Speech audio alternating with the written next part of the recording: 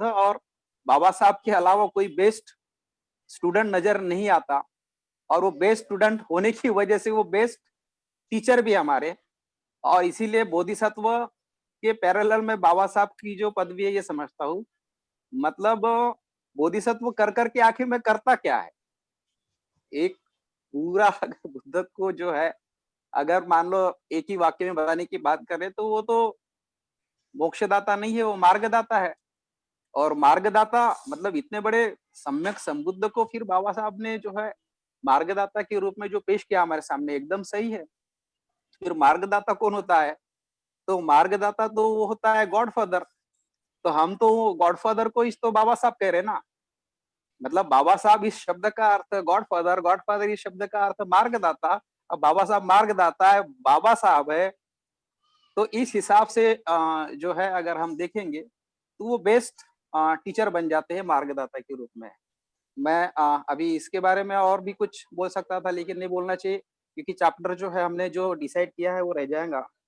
इसके पहले का जो चैप्टर और जो भी हिस्सा था, अगर आपने देखा होगा केयरफुली, तो बाबा साहब ने जैसे प्रस्तावना में लिखा कि चार आर्य सत्य, ये कुछ बहुत ज्यादा तो नहीं हुए हैं। कुछ चार जो स्टेटमेंट बनाने की प्रथा परंपरा चलती थी लॉजिक में। मतलब ऐसा कि चार वाक्य जो है कोई भी तरीके से बन ही जाते हैं। आप संविधान के बारे में लो या इस पृथ्वी के बारे में लो, चार वाक्य बने जाते। तो आपने पीछे के चैप्टर में देखा होगा कि उन्होंने चार के बाद जो है उधर दो आर्य सत्य बता दिया, और आगे में जाके आप जब फाइंड करेंगे तो मालूम पड़ेगा कि बाबा साहब ने एक ही आर्य सत्य बोल रहे हैं, बस अष्टांग मार्ग। और क्योंकि सुखी करना है इसलिए दुख का अस्तित्व बताना है, ये बाबा साहब का स्टेटमेंट है। ये चार की बात जो है वो थोड़ा सा एक्सप्लेन कर लेता हूं मैं।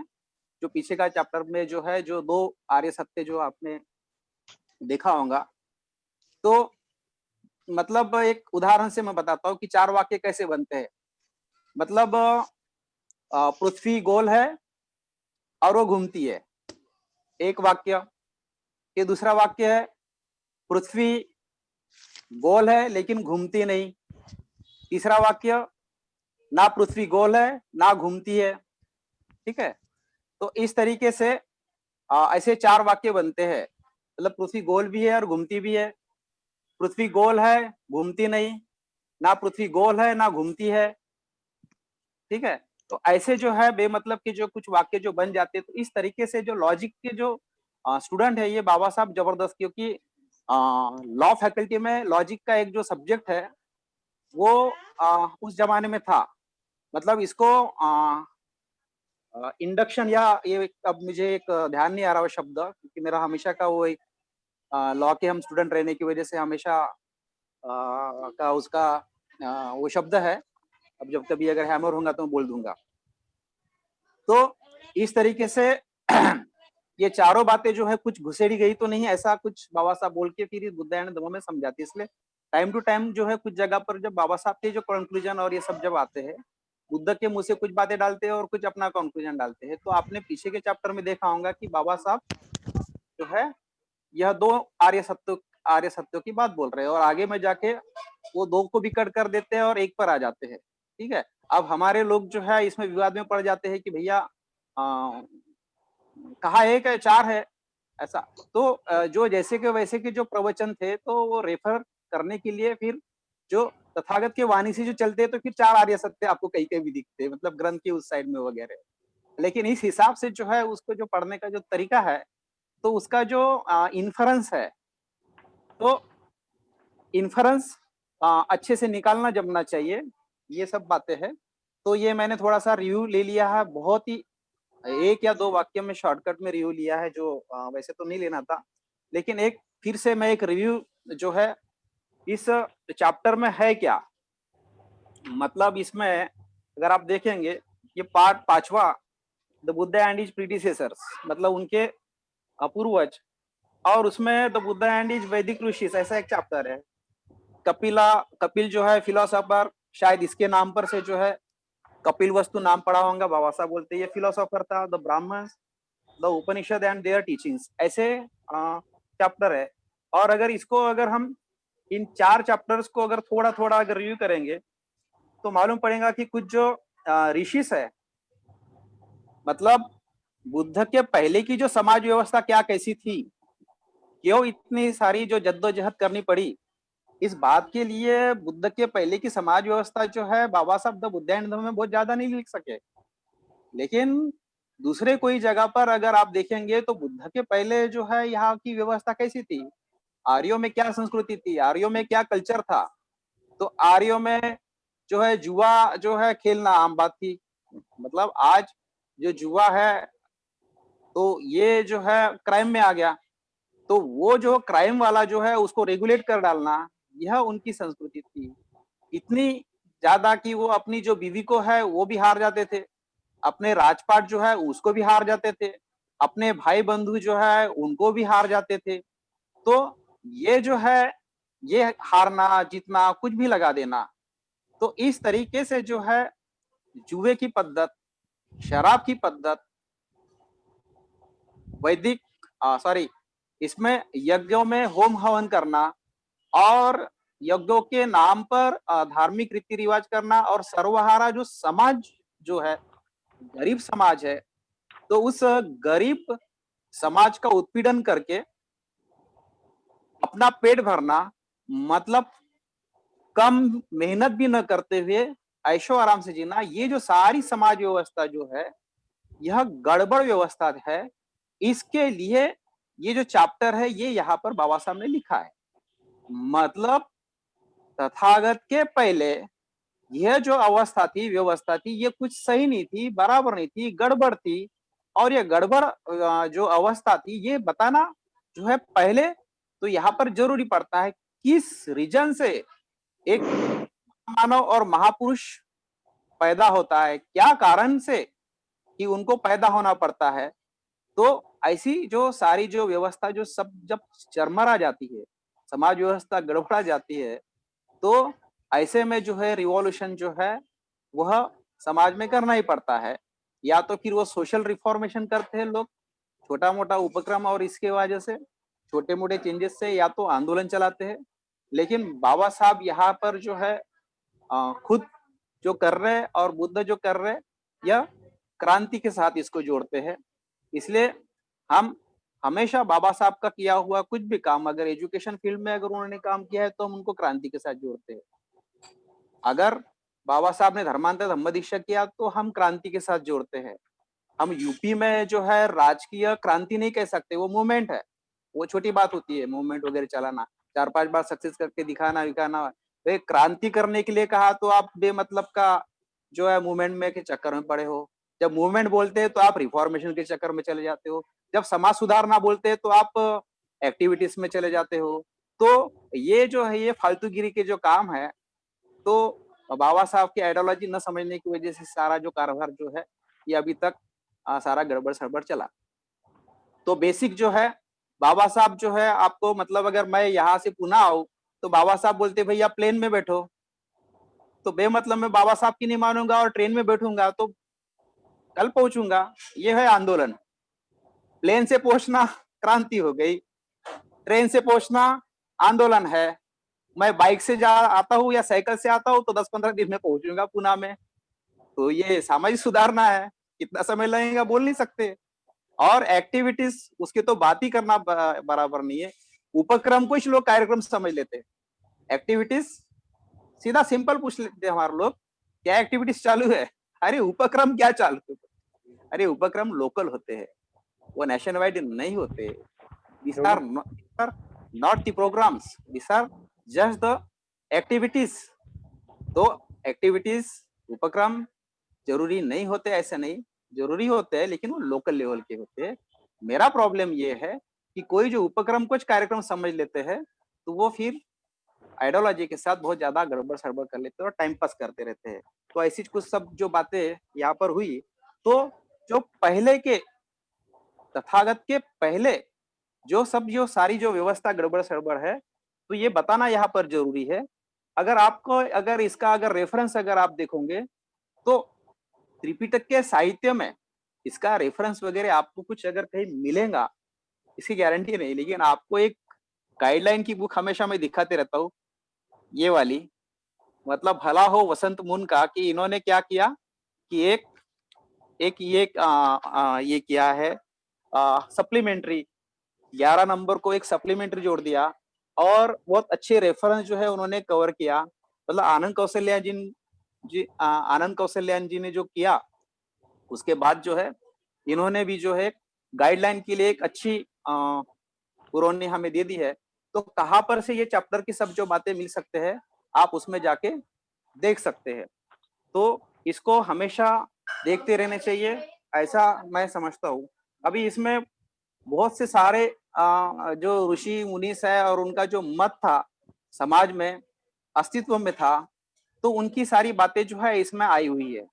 और उसमें सत असत, सत मतलब सत मतलब एग्जिस्ट होना और असत मतलब नॉन एग्जिस्टेंस, मतलब अस्तित्व न रहना मतलब असत, और सत मतलब जिसका अस्तित्व होना कुछ तो भी है ऐसा। तो ये सारी के सारे जो तत्व ज्ञान ये सब सब जो है उनके उस टाइम के वो जो चलते रहते थे। इसके एक एक ऋषि मुनि के ये सब बातों को अगर मैं मान लो अगर बोलते रहूंगा, तो मेन जो इसके ऊपर जो मुझे जो कमेंट्री करना है वर्बल, तो कमेंट्री जो है वो रह जाएंगी ऐसा मुझे लगता है। इसलिए बहुत डिटेल में न जाते हुए ऐसा समझो कि इसके ऊपर सबसे आखिरी में नीचे में जो कंक्लूजन होता है, तो कंक्लूजन में सिद्धार्थ का उसके ऊपर क्या मत था वगैरह, ये सब बाबा साहब एक दो लाइन में लिखते हैं और उनको उड़ा देते हैं। मतलब बाबा साहब की लिखने की स्टाइल देखो बहुत बढ़िया है कि इस तरीके से आपको नीचे में कंक्लूजन मिल ही जाता है, निष्कर्ष मिल जाता है और कुछ सॉल्यूशन की तरफ भी हम लोग जो है बढ़ जाते हैं। कंक्लूजन निष्कर्ष मिल जाने से आपको बहुत ज्यादा सहूलियत हो ही जाती है, क्योंकि इन्फ्रेंस जो है निकालने वाले कौन है, तो बाबा साहब है। रेडीमेड सारा का सारा जो है कार्यक्रम हो गया, ठीक है।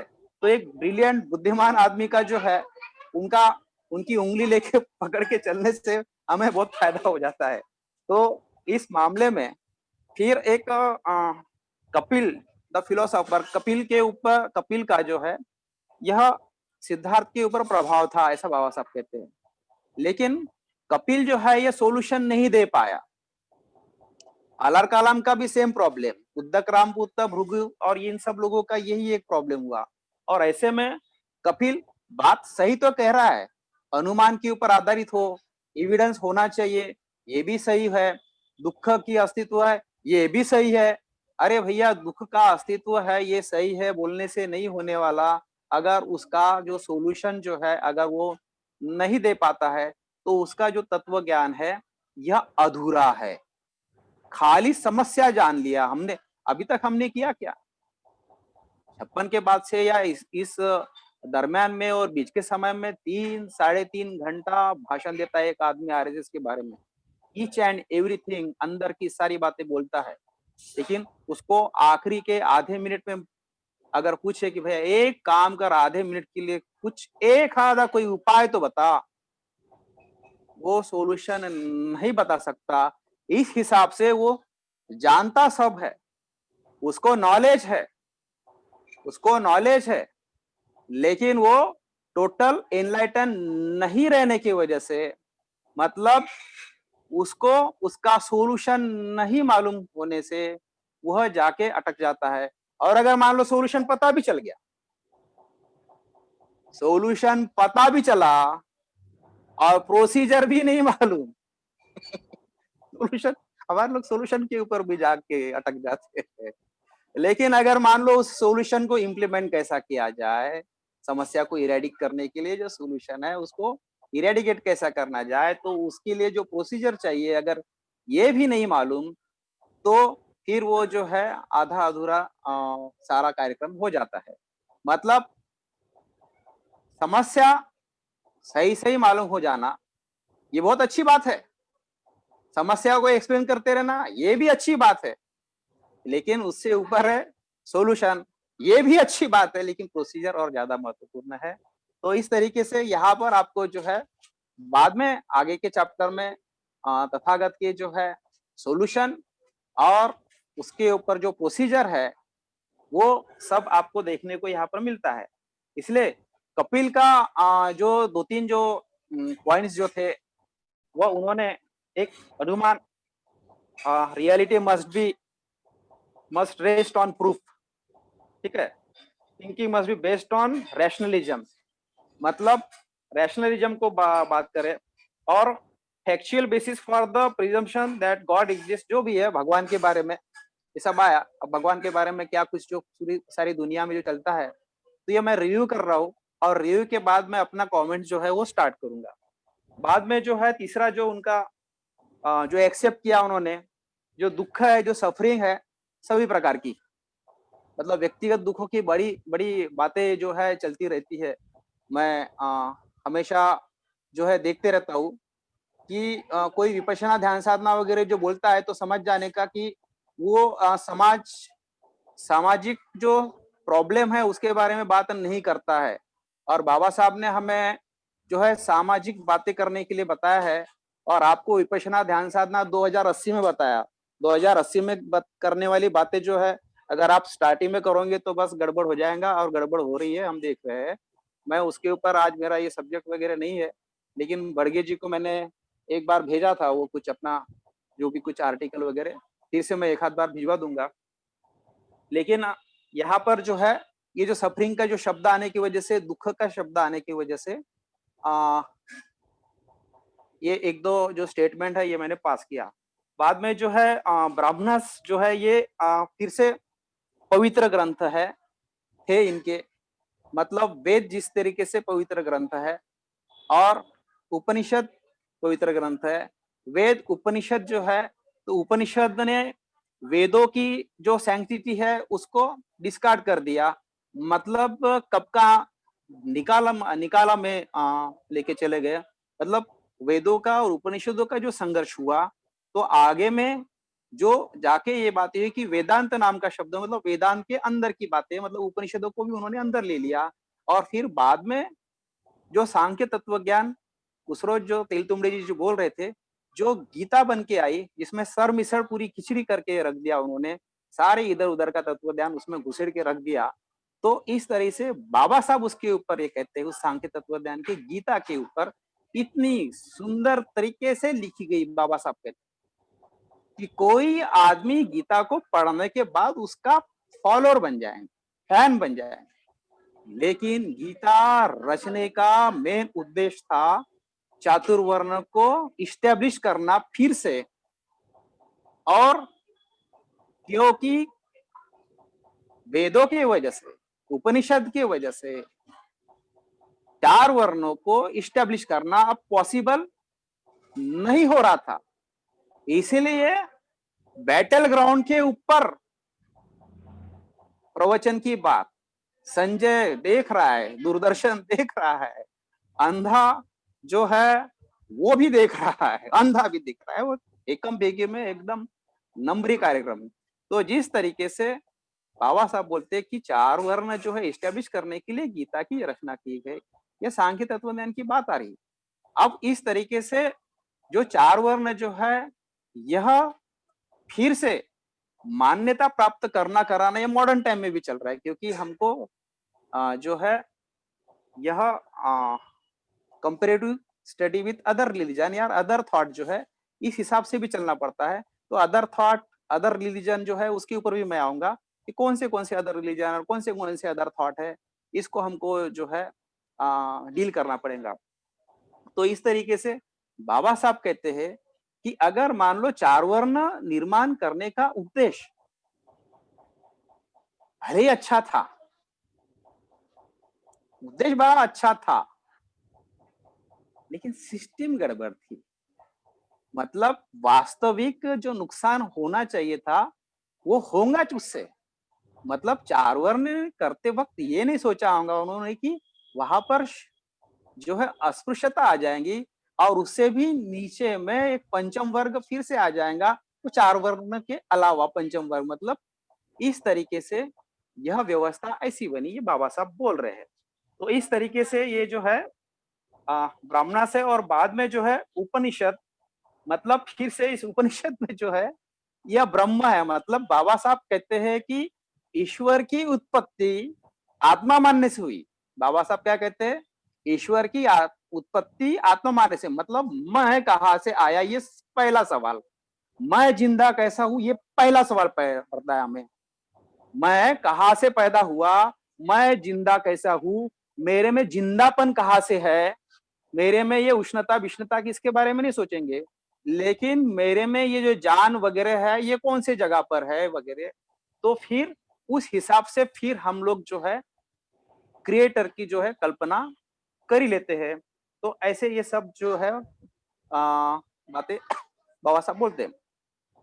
फिर बाद में उपनिषद के बाद में जो है ये ब्रह्म क्या चीज है वगैरह, तो याज्ञवल्क्य जो है यह बहुत फेमस इनका ऋषि, कि फिर उसको अगर एक सवाल पूछे कि भैया ये ब्रह्म क्या है, तो वो नीति नीति कहता है, मुझे मुझे नहीं मालूम। मतलब ये है कि ब्रह्म सत्य जगन मिथ्या। कभी आप विपश्यना के ऊपर ये वाला सिद्धांत लगा के देखना, जब आप डीप डीप जब जाते हो ना, और उसमें करने के बाद सब तरंग तरंग तरंग ना, तो बस ब्रह्म सत्य जगन मिथ्या जो है ना, वही है वो तरंग तरंग तरंग तरंग। तो आपको दिखेगा, लेकिन पतंजलि का योग सूत्र जरा केयरफुली पढ़ना, तो कहाँ कहाँ क्या क्या थोड़ा सा हम लोगों ने गड़बड़ जो है एक्सेप्ट कर लिया है, ये मालूम पड़ जाएगा। तो इस हिसाब से मतलब उसको जब बैल मारने आया तो वो भाग गया, बोले ब्रह्म सत्य जगत, तो काहे भाग गया तू। तो लेकिन बाद में वो फिर बोल रहा था कि इसमें भी जो है ये मैं जो भाग रहा था ये मिथ्या ही था, ऐसा करके उसने बताया। चलो उसके हम खैर अंदर में नहीं जाते, हमारा वो जो बहुत जो महत्वपूर्ण जो चैप्टर है वो रह जाएगा। तो साथियों ये इस तरीके से जो है इसका जो चार जो चैप्टर्स है इसका मैंने थोड़ा सा रिव्यू किया। लेकिन फिर और एक सवाल खड़ा होता है कि क्या और रीजन है बाबा साहब ने ये चैप्टर लिखने का। अगर आप थोड़ा सा अगर कभी मतलब मैं छोटी मुंह बड़ी बात बोलता हूँ, लेकिन कोई लोग कह लेते हैं गलती से, नहीं कहना चाहिए, कि भैया चलो एक काम करते हैं ना, जरा चैलेंज करते हैं ना, इस चैप्टर को इस मतलब उद्यान धम्म से निकाल के डालते ना, मतलब चिंतन इस लेवल का ले जाते ना। जरूरत क्या है इस चैप्टर की, इसमें जरूरत क्या है, कौन क्या क्या चल रहा है, लेकिन बहुत ज्यादा जरूरत है। मतलब हमारे समाज के कुछ बुद्धिमान लोग इस लेवल पर जाके सोचने के लिए आगे पीछे नहीं देखते। जर तर के लिए 1 मिनट का सोच के समझाने के लिए बात और है, लेकिन सही में सुरुंग लगा देना, मतलब इतने बड़े इंसान के ऊपर जो है एकदम सुरुंग लगा देना। अरे भैया उनको जज करने के लिए तुमको उनसे थोड़ा सा 1 इंची तो भी ऊपर उठना पड़ेगा, तब जाके किसी को जज कर पाओगे। तो ये चैप्टर फिर बाबा साहब का लिखने का जरूरत क्या पड़ी है। साथियों आप देखोगे यहाँ से मेरी कम्युनिटी शुरू होती है, इसको मैं एक्सप्लेन करना चालू करता हूँ क्यों ये चैप्टर जो है इसमें आया हुआ है।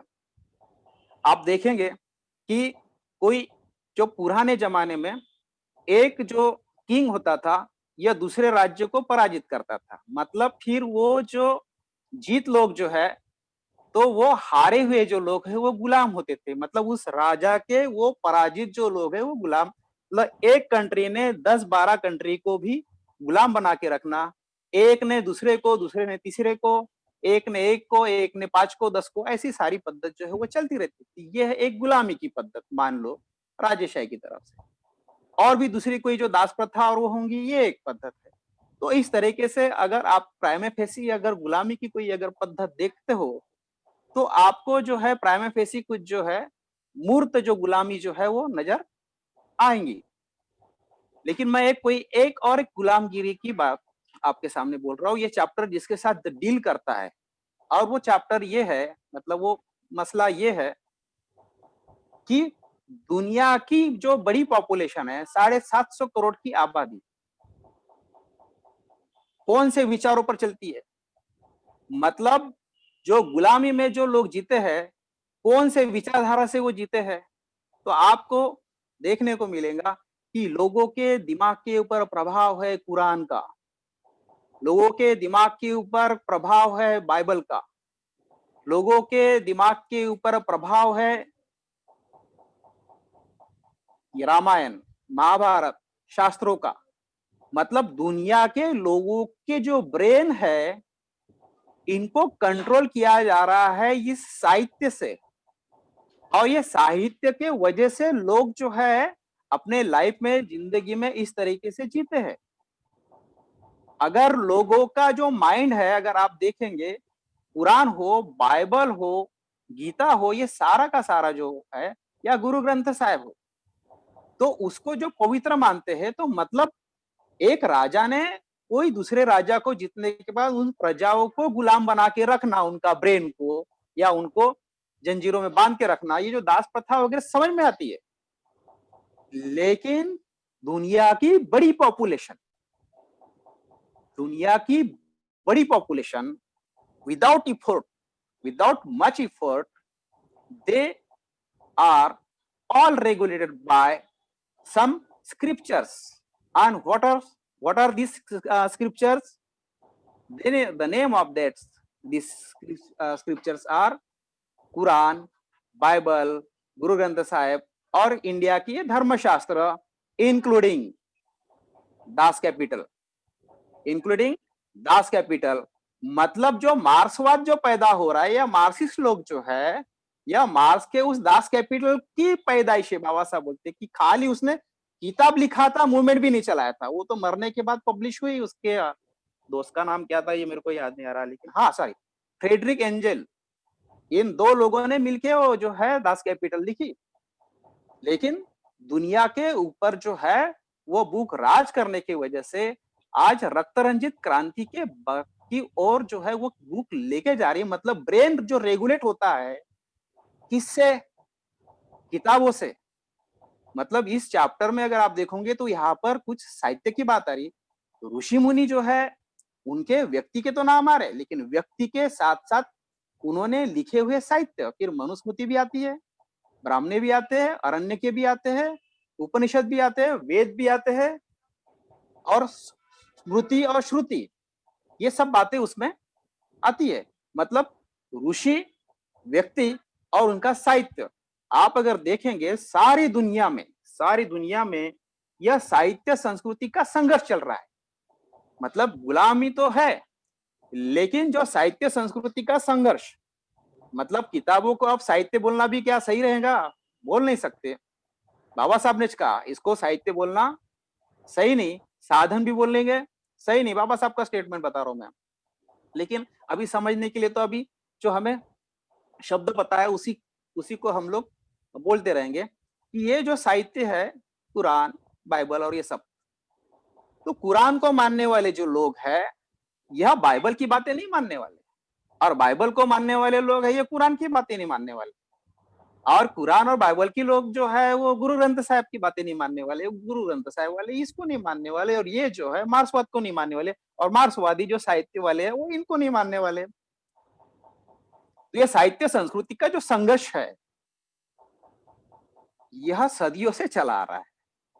और अगर इसको डिबेस करना है, ऐसे बाबा साहब ये चैप्टर इसमें नहीं लिखते, अगर इसको डिबेस करना है तो इसको जवाब देना पड़ेगा। और इसको जवाब देने के लिए जो साहित्य है, उस साहित्यों के मार्फत ही हमें जवाब देना पड़ता है। और इसीलिए फिर बाबा साहब ने भी जो इतना जो है जद्दोजहद करके, डायबिटीज है, स्पॉन्डिलिटिस है, आर्थराइटिस है, हाई बीपी है, शुगर है, ये सारे के सारे प्रॉब्लम है। कार्यकर्ता सुनते नहीं ढंग से, कुछ भी बोलते और कुछ भी कर लेते अपने मन मर्जी से, अपना नाम बढ़ाना चाहते हैं, अपना पद बढ़ाना चाहते हैं, अपना स्वाद बढ़ाना चाहते हैं। ये सब रहते हुए भी इतना साहित्य बाबा साहब कैसे क्या निर्माण कर पाए? तो चिंता थी उनको कि दुनिया में जो साहित्य जो निर्माण हो गया है, उन साहित्य का समाचार लेना जरूरी है। इसलिए साहित्य को अगर जवाब देना है तो हमें फिर से उसका अल्टरनेटिव साहित्य निर्माण करना पड़ेगा। फिर अल्टरनेटिव साहित्य मतलब क्या? ये जाएगा और ये मान्य ना, हमेशा अल्टरनेटिव जरूरी नहीं होता है, लेकिन उसको जवाब देना, उसका खंडन करना, उसका मंडन करना, उसको डिबेस करना, तो ऐसी कमेंट्री लिखना, तो इस तरीके से लोगों को एनलाइटन करना, इसके लिए ही ये सब जो है बाबा साहब ने इतना सारा साहित्य लिखा। छोटी बात नहीं है। अगर लिखने जाएंगे तो 4 लाइन, अगर 10 50 अगर 100 किताबी अगर पढ़ लिया होगा आपने और केयरफुली पढ़ लिया होगा, तब भी 4 लाइन लिखने के लिए जो है पूरे पसीना छूट जाते हैं। क्योंकि हम कभी कुछ लिखते रहते हैं तो हमें मालूम है कि भैया लिखने के लिए पेन उठा के लिखने के लिए कुछ और बातें लिखना और कुछ रिसर्च के तौर तरीके से लिखना कुछ और। तो इस तरीके से इस चैप्टर को लिखने में कुछ इसकी पार्श्वभूमि है और पार्श्वभूमि यह है कि साहित्य संस्कृति का संघर्ष दुनिया के लोगों के ऊपर जो है वो जो उसका जो ब्रेन है वो रेगुलेट किया जा रहा है, उसके ऊपर वो जो गुलाम है उस किताब का गुलाम, उस कुरान का गुलाम है, उस बाइबल का गुलाम है, उस गुरु ग्रंथ साहिब का गुलाम है, उस शास्त्रों का गुलाम है और जिसकी वजह से उस 10 कैपिटल का गुलाम। तो इस तरीके से ऐसा वो मार्क्स का जो है वो गुलाम नहीं बन जाता, ऐसा वो कम्युनिस्ट नहीं बन जाता। तो इस तरीके से जो है यह इसको जवाब देने के लिए साहित्य संस्कृति का संघर्ष को खत्म कर डालना, संघर्ष ही ना हो, इसलिए बाबा साहब का ये साहित्य जो है यह ज्यादा प्रमाण में बना हुआ है।